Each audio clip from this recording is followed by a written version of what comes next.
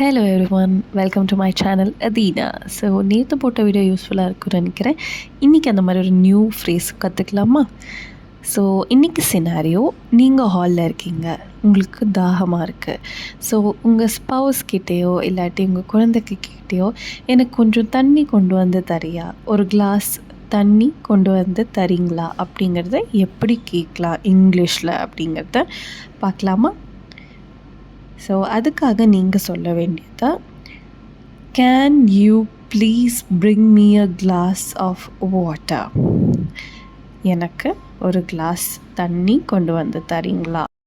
I repeat again, can you please bring me a glass of water. Can you please bring me a glass of water.